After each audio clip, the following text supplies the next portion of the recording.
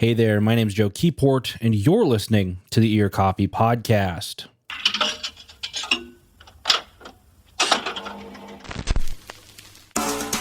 On this episode, I catch up with Joe Bartel, who is in the middle of his tour behind his final punk album, American Poison. If anyone out there has seen the 1977 movie, The Network, this album reminds me of that I'm mad as hell speech from that film. You've probably seen it out and about, whether it's on TikTok Reels, people like to clip that audio. We all know the system is rigged against us, and trying to get ahead only involves us being complicit in a system that harms our community and our friends. American Poison takes us through that very nihilistic future we see as we envision a post-capitalist America. And that's something we discuss through my chat with Joe Bartel right here on the Ear Coffee Podcast. Joe, how's it going? Doing great. How are you? Doing well. You're on tour, right? I'm currently on tour. I am right now I'm in a hotel room in Paducah, Kentucky. Wow. Okay. So how's that been going? I don't think we've ever had an artist join us mid-tour. Tour's been going great. We've been having a lot of great shows, been having a lot of fun meeting friends and fans and strangers alike, and did some hiking and camping and stuff too. So it's just been a real blast. I just dropped my friend off at the airport today, so I'm doing this last leg solo. Nice. Okay, that's cool. And so how many more dates do you have left as of kind of right now? I got 5 dates left on this leg. We're going St. Louis, Kansas City, Omaha, Des Moines, Minneapolis. Okay, nice. Wow.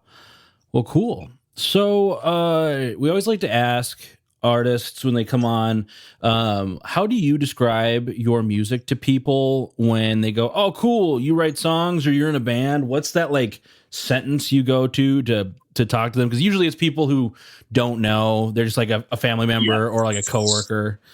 What's that line for you? I mean, the classic one is always folk punk, but then you've also got, it's easy for me to just be like, hey, I'm a singer-songwriter.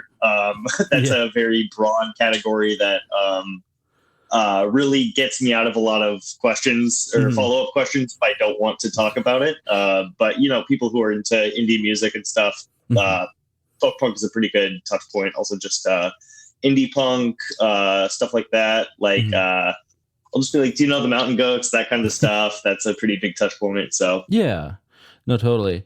And I mean, digging through your discography a little bit, I'm not the most well-versed on all of the music you've put out. But you do more than, I hate to say more than just, but you have some electronic elements and you have so many different facets to what I know what Joe Bartel's music is. Sometimes I feel like I just play folk punk doesn't always fully encapsulate what you do as a songwriter.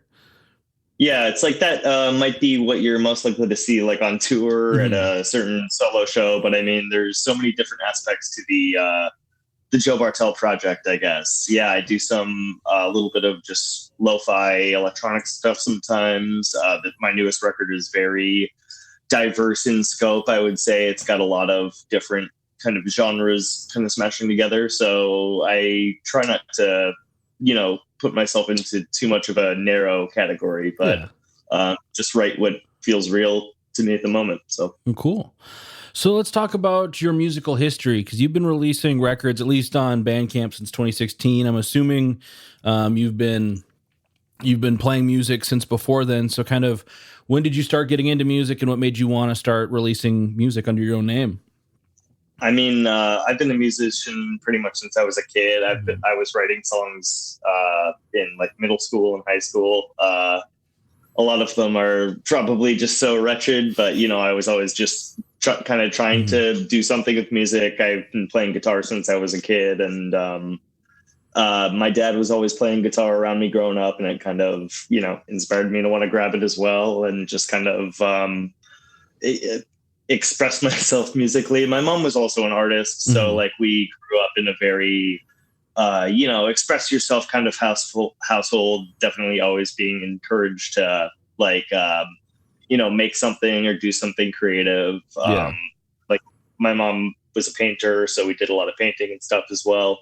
But yeah, I've always been kind of driving at something musical, but started officially just like deciding I was going to go for it because I didn't really want to do anything else when I was in college, and started just like, picking out some of my best stuff and trying to be a bit more intentional about actually crafting a record or a song as like an art piece in and of itself kind of thing. And I mean, like, I'd always also just been messing around in DAWs, been playing around like with GarageBand and Fruity Loops and shit in middle school. So, I mean, I feel like it's been just something that's always been a part of it. So. Yeah. And not only is there been like the musical kind of performance and writing aspect, you're also someone who's been very involved in the DIY scene. I mean, here locally, I knew the venues you've run, around. So you you got your hands in a little bit of everything as kind of your own kind of tastemaker here in the scene.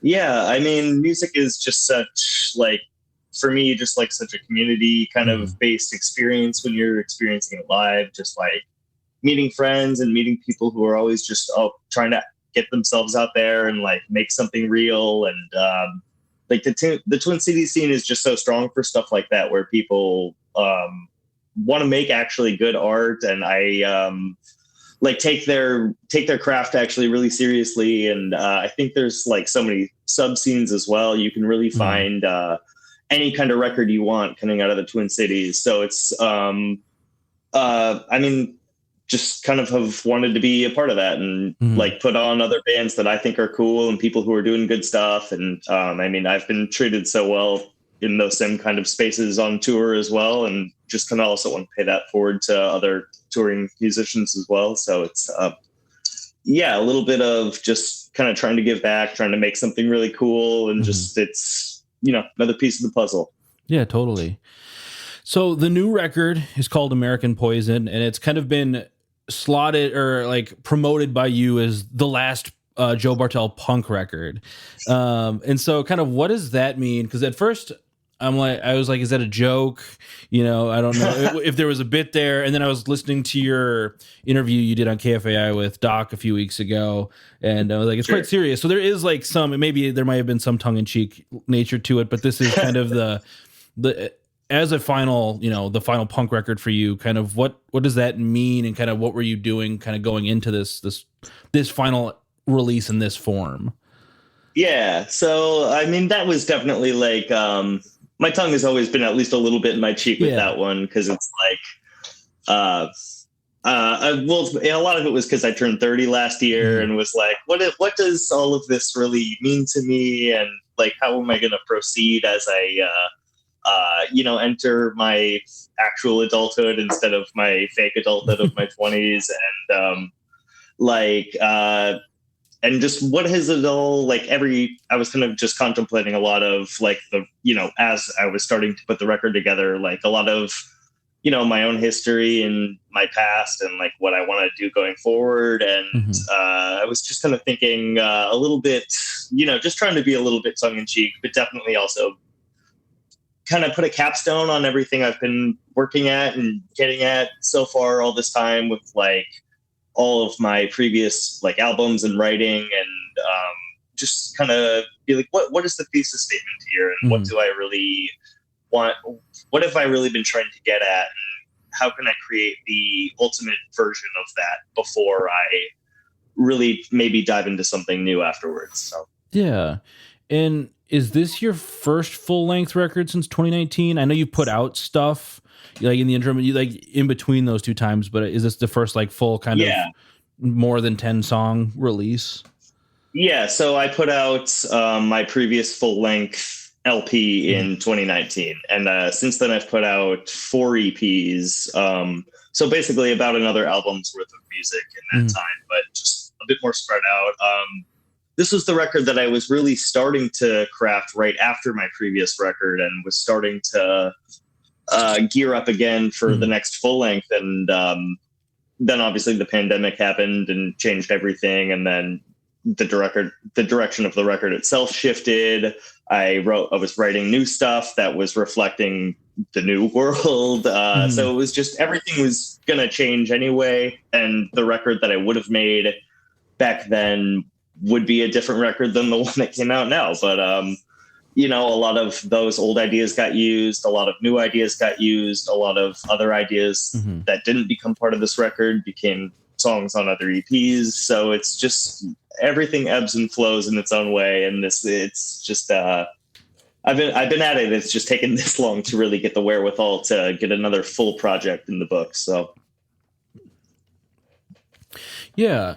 And because when I was looking through songs like Boxes and I believe Murder on the Mind have had previous releases, you know, maybe not the full band treatment to it. Right.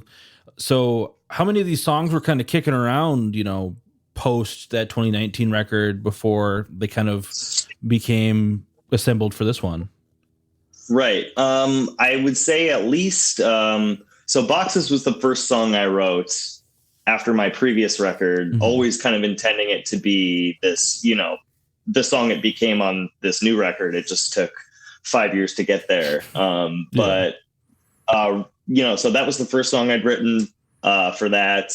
I'd also written Murder on the Mind for my new record, and I'd written a couple others that ended up getting on this one. But then the pandemic happened and stuff, you know, shifted around. It was not at all apparent when I was going to get to actually work on a new project. So I recorded Boxes as just like, I'm ready to just drop a little something, just do something in my DAW, just make a song and drop it.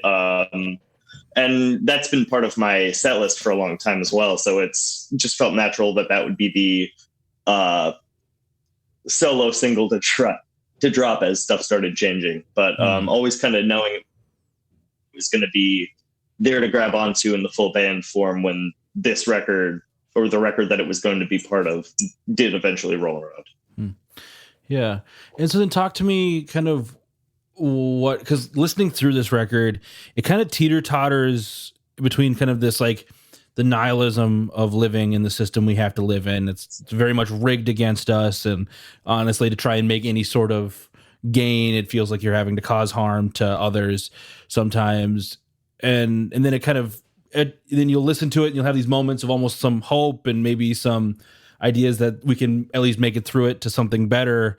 Talk to me about what you were putting into this record when you were writing it. We don't have to go, you know, track by track, but you said, you know, it started off very differently, and then we kind of saw what happens when the world has to band together on something and it chooses not to, for individual freedom.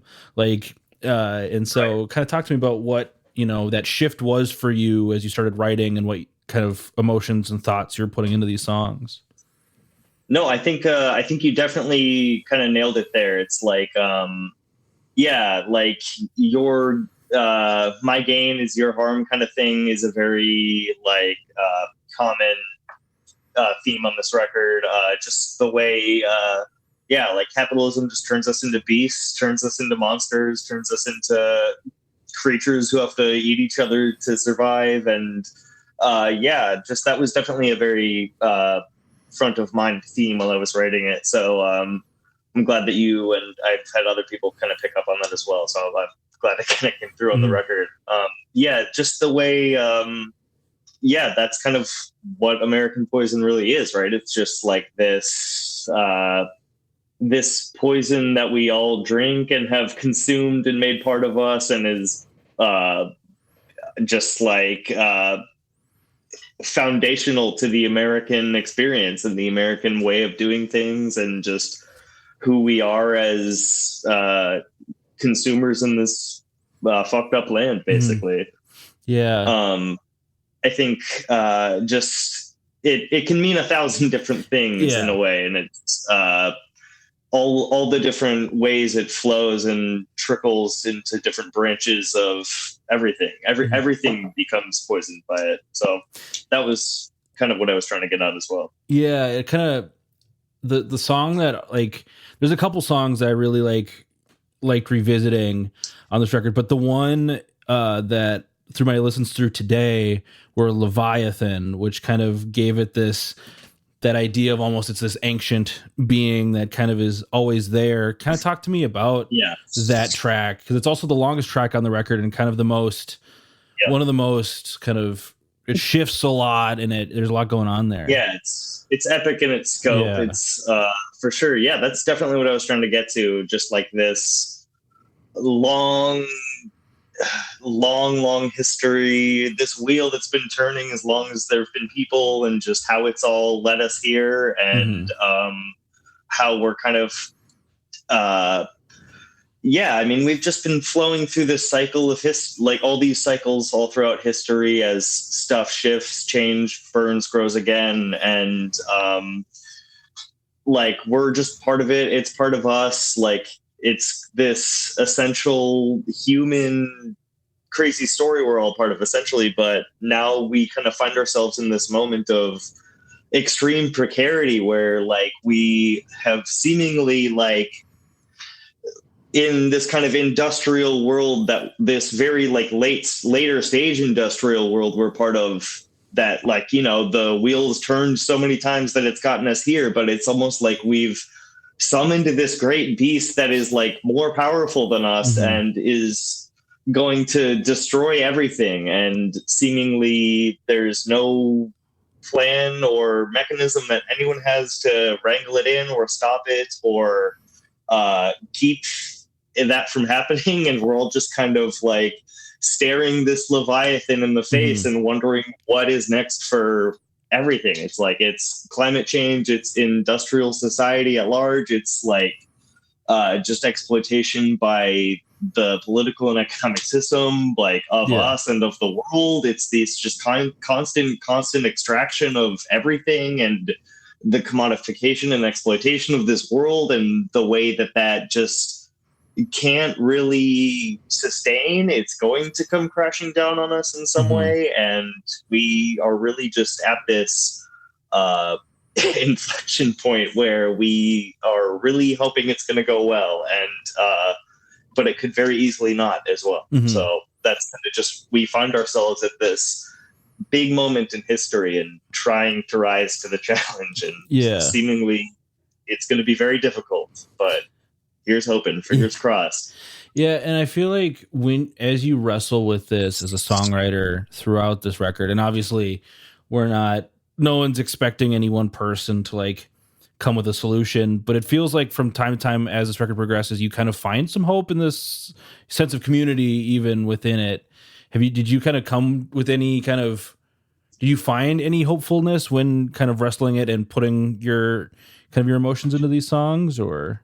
Yeah, I mean, it is definitely just like, community, love. It's all the boring hippie shit, or the cliche hippie shit that is, you know, sounds trite, but it sounds trite because it's true. Like so many trite things that sound cliche. It's like, that's because it's something that is true and has been like realized to be true by so many people that they've said it to the point that it seems stupid or something. But yeah, it is like love that's going to save us. It is each other that is all we have. It is the ability to connect with each other and create something bigger from those connections, and maybe use art as a way to connect with people and build something outside of this, something inside of ourselves that is outside of this exploitation paradigm, or this coercion paradigm, or whatever you want to call this fucked up political world we live in. But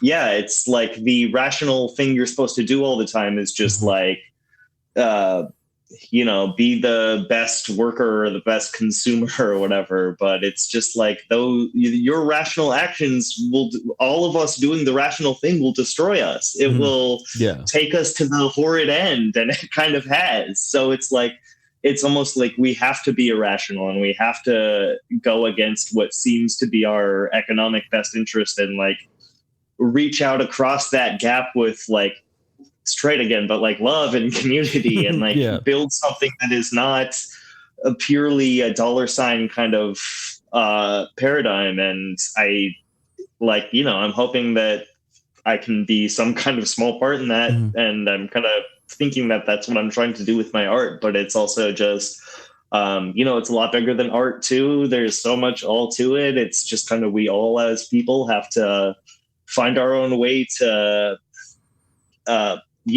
break out of this spell we're ensnared by, and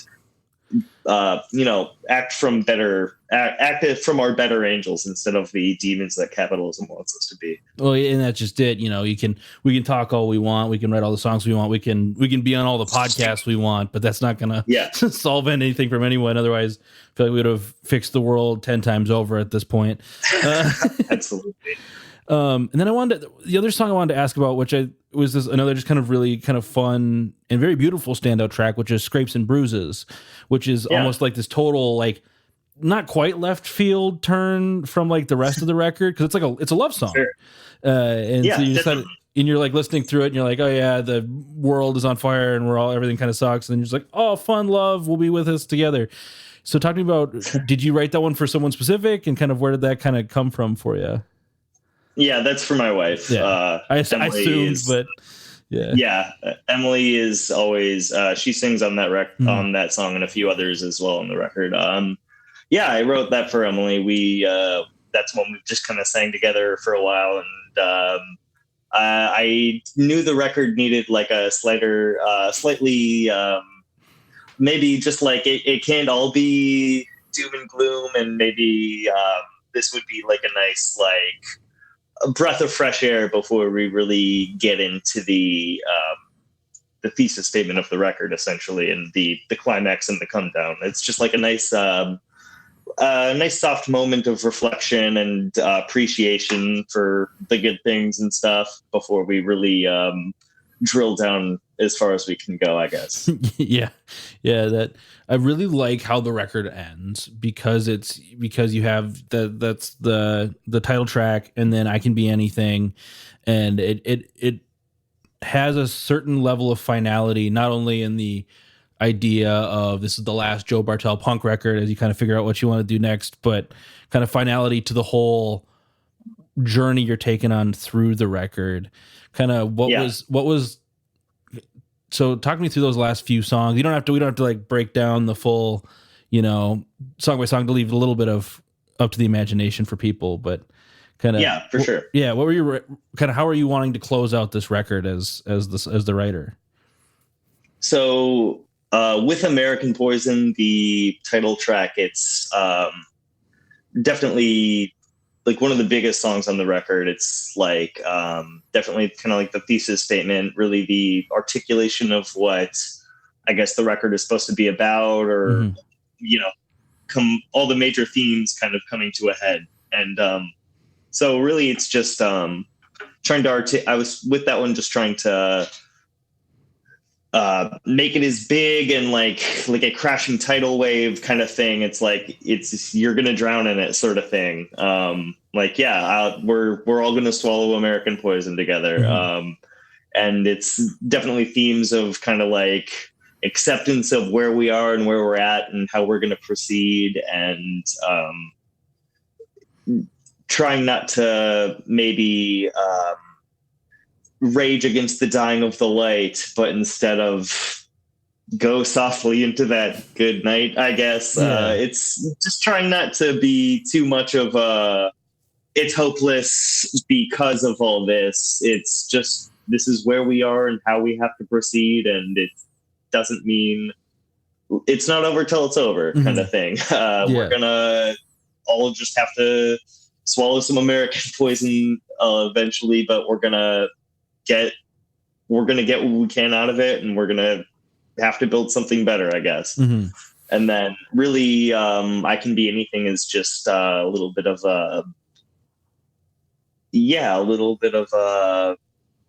so there you go kind of thing. It's like so we've come all this way, and here we are, and whatever we need to be, we're gonna whatever I need to do to make it all happen, I'm going to do it, I guess. Yeah.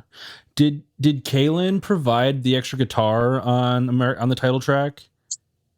Yeah. So Kaylin produced the record and did a lot of extra guitar work. She did a lot of just extra odds and ends and bits and pieces on the record. But also Johnny of the Briefly Gorgeous as well also played some guitars on that. Gotcha. Yeah, because I love how epic it gets at that point. Yeah. It almost gives me like Queen vibes or some of that like 70s kind of like stadium rock as we're reaching the titular moment. Yeah, I've got a coworker who always he's always clowning on me with like he loves epic ballads, and he's always like, I love getting my lighter out on that one. He's like, that's one that makes me want to get the lighter out and nod my head slowly. Yeah, totally. That rocks. And to touch back in on how the record started off different prior to the beginning of the pandemic, what was how did that direction shift? What were you kind of starting as comparatively, if you can remember at that point? I mean, obviously there's been a few years, and a lot of probably changes for that, but yeah, I mean, somehow that feels like it was a whole different lifetime ago, and also last week. Yeah. Yeah, definitely. I think it probably was going to be a little bit of probably even maybe a bit more hard and heavy hitting. Maybe songs more like Boxes, Murder on the Mind, War Pigs would have been a little bit more prominent throughout the record, but just as like the themes of American Poison didn't start developing into like the thesis statement of the whole project until maybe around 2022 or so, when I started writing, coalescing this newer project, and had already, pivoted so many times and kind of gotten some of the other ideas out.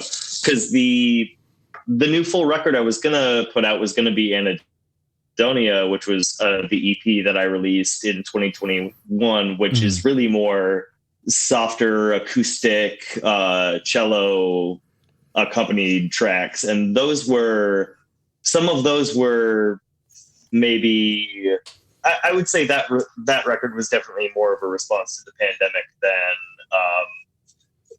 what it ended up. It really was like two forks in the road. It really was like the record that was going to be in 2019 split off into that EP and this record, and kind of each kind of developed into their own thing. But I do wonder what it would have kind of come together as if it had all remained that one project, and I hadn't had different courses that kind of came up and took me down different paths. Yeah. Well, and as a musician, I've always known you as someone who has almost the two different sides. Even when you had like your Farewell to the 319 shows, one night was the full band kind of punk experience, and the other night, fortunately, I didn't get to witness I missed the solo night. But you also kind of do the singer-songwriter, a solo acoustic kind of more styled songs. And so the fact that you kind of are able to, this record touched on both of those, kind of lends to the flexibility of your songwriting. Yeah, and I'm always writing solo on a guitar usually, and so that's kind of how I'm building the songs out in my head, and then they kind of just take on whatever life of their own from there. And then when it's time to hit the record button, it's just usually I'm building around the acoustic guitar track, and then from there it's layering in whatever production direction we really wanted the song to take. I knew that I really wanted like a kind of big sound on this record with a full band, bass, drums, guitars, etc., but also the touches of like cello and horns and the stuff that comes in here and there, and just kind of adds a kind of broader cinematic scope to the record. I definitely was like thinking big with this one. I was like, I don't want to, because my previous ones have all been or had, because I hadn't gotten to make such a big record. It was like, I felt like I had to scale back for these previous EPs, and was like showcasing more like the softer stuff and the solo or like a just string accompaniment stuff, this kind of more singer-songwriter oriented stuff, as opposed to sounding like a full punk band, basically. Yeah.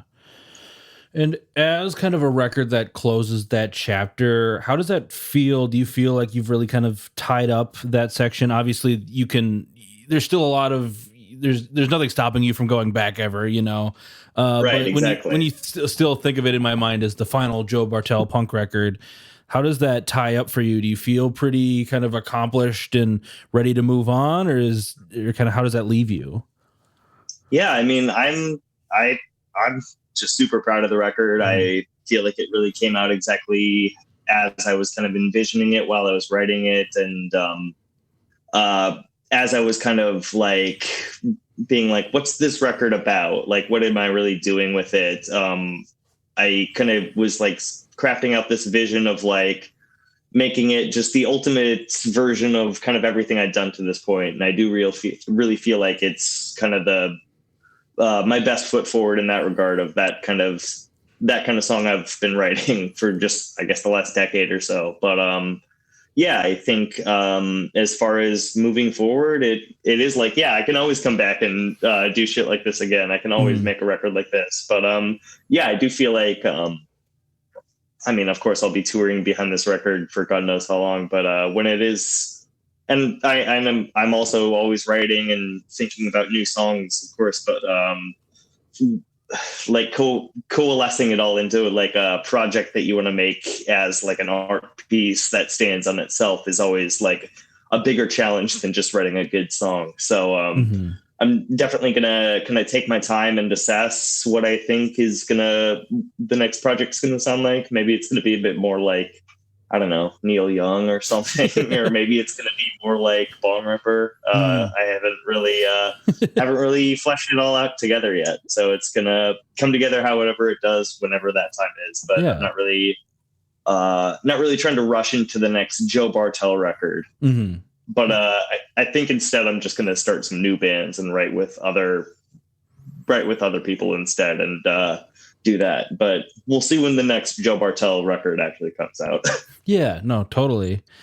And so we kind of already touched on this a little bit of kind of the what's next. You said you got touring. Is there anything we should be expecting from you in the coming times? I don't know when this EP is going to be coming out, but is there anything kind of big that we should be on the lookout for? I mean, yeah, I'll be touring behind this record for the next while now. I'm probably going to start a metal band. I'm probably going to start like maybe a bedroom pop project with somebody. I'm definitely always making music and bouncing ideas around, and I definitely don't want it to be taken as though I'm getting out of the game or anything, or like I'm retiring for now or anything. I think there's definitely a deep well of the Joe Bartel experience kind of projects to be had. So yeah, Badger's Den's coming back. We definitely are gonna keep having more backyard shows, definitely more folk punk coming through. So yeah, Badger's Den's gonna continue to be a haven for DIY stuff and folk punk bands. So yeah, keep your eyes peeled for that stuff too. Totally. Just a few more questions here, Joe. One of the ones we always like to ask as well is kind of, who are your like local favorites that people are always, usually this is kind of when people will have their Spotify lists pop up or, you know, wherever, but who are, sure. And obviously this is a non-exhaustive list. You know, we could be here all night talking about the best, you know, local and regional bands, but who are some people that should, or who are some artists and bands that should be on our listeners' radar?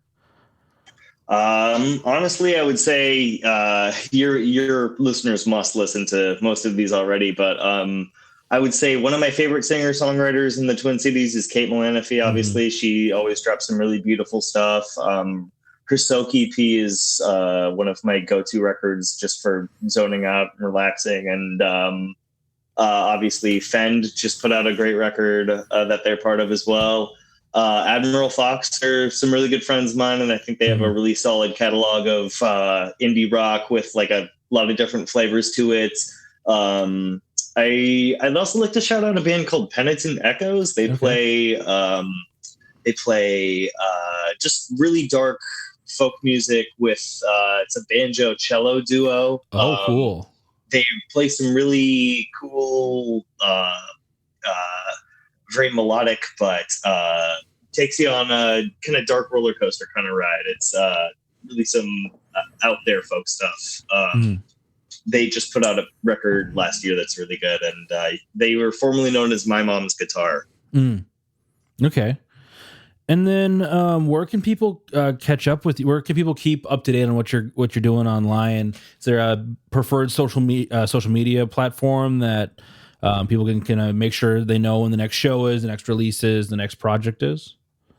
Yeah, I'm most active on Instagram. I feel like that's where I'm usually mostly keeping up with. I'm also on Twitter and Facebook, but also those are just kind of strange platforms for promoting on. And I think Instagram kind of lends itself to a bit more of like the promote the show, promote the project mentality than most of the others. I'm on TikTok, but I'm just so inactive and bad on there. But yeah, you can also find me on TikTok. You're mostly going to find bullshit on there instead. If you're actually looking for, shows and music, Instagram is always a good bet. Good to know. Yeah, I technically have a TikTok for Ear Coffee stuff, but it's never up to date, and I don't really like scrolling through reposted content anyway. So yeah, the interface, just being on the app makes me feel bad, like emotionally, and like I'm on there and all of a sudden it's like I'm drinking American Poison, and it's just it makes my heart and soul kind of just ache in a way that it's hard to articulate. So every time I'm on there, I'm like, oh, I should make a TikTok. It's, you got content, it gets you out there. Everybody's looking at this bullshit all the time. And then I open the app and I'm like, what would be a good TikTok to make? And then I scroll through a few, and it's just like, hearing a dentist drill almost. So I just close the app and don't go back on there. Yeah, no, totally. Just trying to get over that hump and start making videos, I guess. Yeah. Well, Joe, I appreciate you coming on. The new record's called American Poison. It's out now. People can get physicals. You have vinyl. I have vinyl. Congrats on the record. People should go buy a copy. Joe, I appreciate it. Thank you so much. Thank you for having me. This has been a blast. You have been listening to the Ear Coffee Podcast.